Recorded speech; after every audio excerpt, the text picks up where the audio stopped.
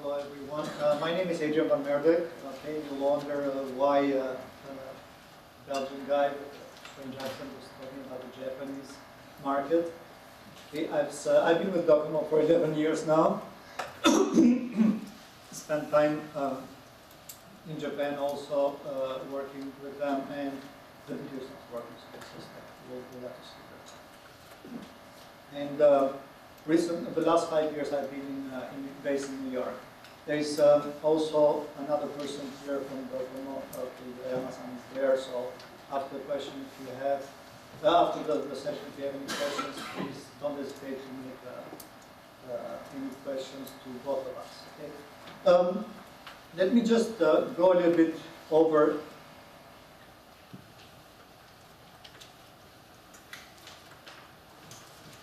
Let me just go a little bit over my presentation. I'll try to start a little bit, explain a little bit about the Japanese market, because I don't know, I'm a telecom guy, so I need at least to do the PR for the company and the market, okay? No, but it's important to understand where it stands. So this is a little bit the revenues in the Japanese market. I think there was like data from 2013.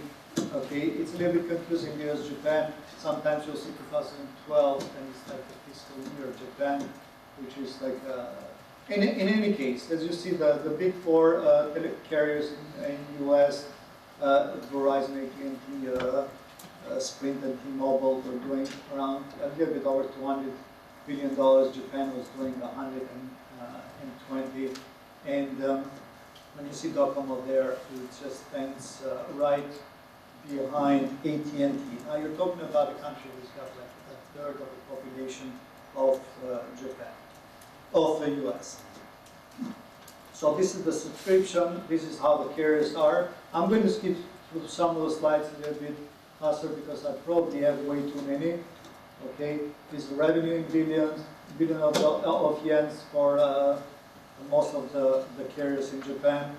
Okay, I'm going to skip this thing. Let me just come a little bit to the mobile media business in Japan. Okay, and I think this slide is a little bit old because I already had a new one, but probably doesn't matter. Okay, so let me. This is I had some your data, but I can tell you later after that. So this is like comparing the Japanese market with the US market on mobile media. 2012 versus 2009. So as you can see, they're almost the same in the revenue. What the Japanese consumers are spending with the US consumers are spending in total. When you consider there is like a third of the population, okay, it's like you can make the numbers. Okay, this is 2009 Japan, even before the introduction of the smartphones. So the slide on the bottom right there, it shows you a bit. This in billion of yen, so the 550 is the 6.2 billion there with the exchange rate of that time. But you see the mobile commerce already in 2009 was over $12 billion. This is a little bit more updated data about the mobile commerce in Japan, and this is data coming from the Ministry of Internal Affairs. Okay. So as you can notice, there already the market started already in 2004. Okay.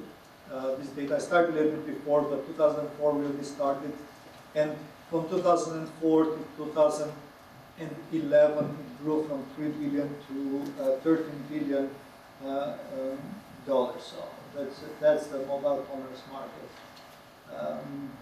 That's just like I did the data is in here, so I didn't change the data. Let me come a little bit on the Docomo, and actually the Japanese mobile payments. These are some of the important data.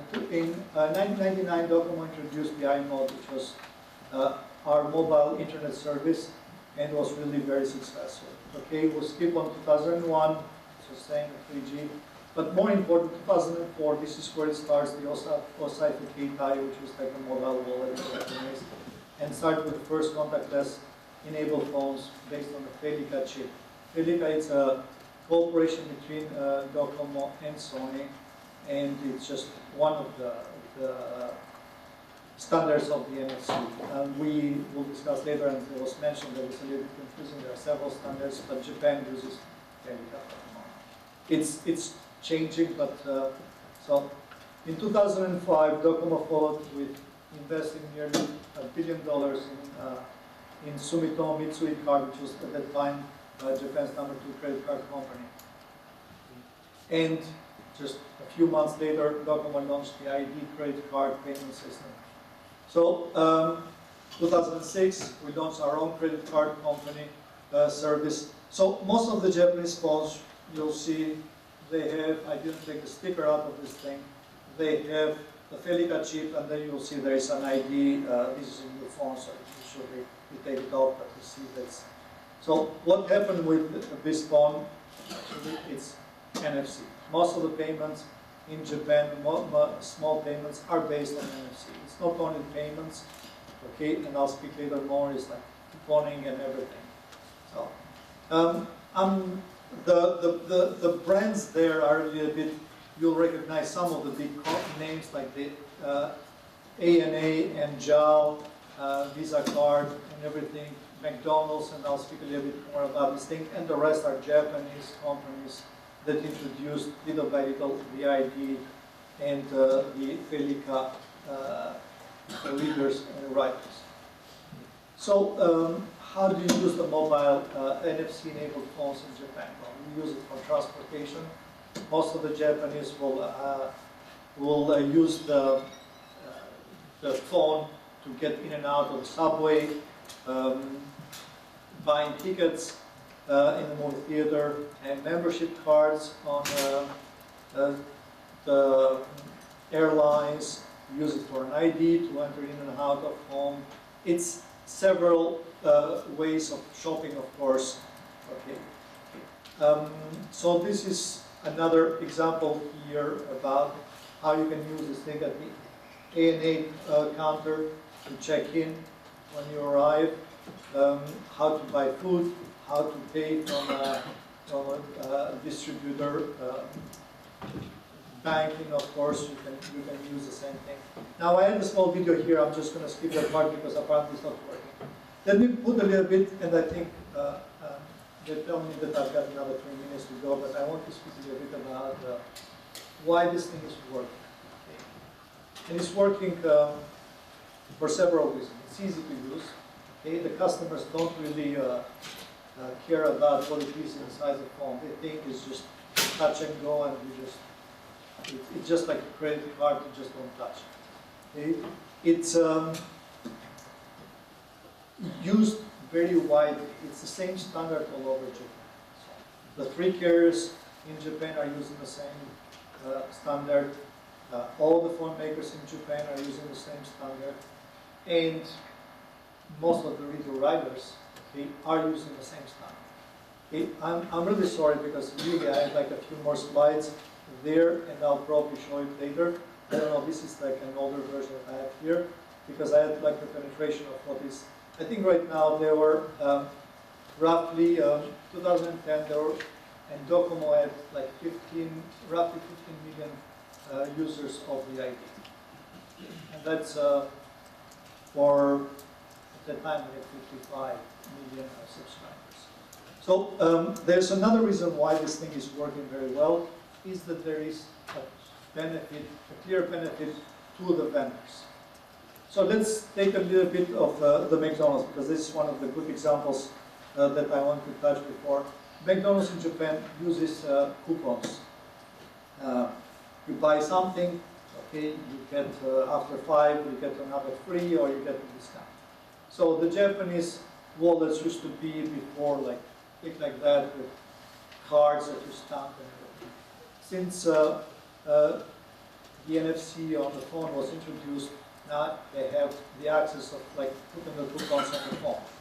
So Docomo and McDonald's in Japan created a joint venture where McDonald's invested 70% and Docomo 30%, and it's used for several purposes. Okay, it's used for promotion, it's used for, of course, for the facility of usage. So Docomo, as you can see, you'll probably nobody, I didn't even know before that McDonald's had 1.4 returning customers, 1.4 billion customers a year in Japan, and they have a large chain of shops. So they have almost 4,000 shops. What's happening with this part is that with the launch of the McDonald's Touch and Go service, that's what they call it. Okay? So it's got the Japanese name anyway, but let's translate it to Touch and Go. Okay? In 2008, the service grew to have 11 million customers. So why it was interesting for McDonald's to do this?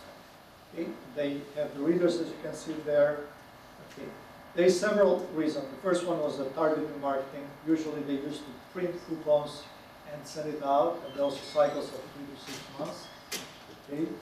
And now with the mobile, they can do it with cycles of a week. More important is just the improvement in the store operation.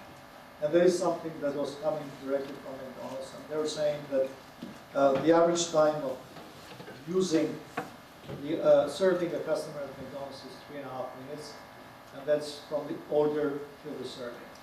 So they're saying that shortening the time by 30 seconds by pre-ordering and just like coming and touching customers while they wait in line, they can just select the menu, come and order, and it's done. They can order by 30 seconds. That could increase their overall sales by 5%. So this is like a quote that at that time the chairman of McDonald's Hogan said, it's like, if we can shorten the average time of service by 1 second, it will increase the annual sales by 800 million yen. That's like there goes like $10 million in 1 second of sale.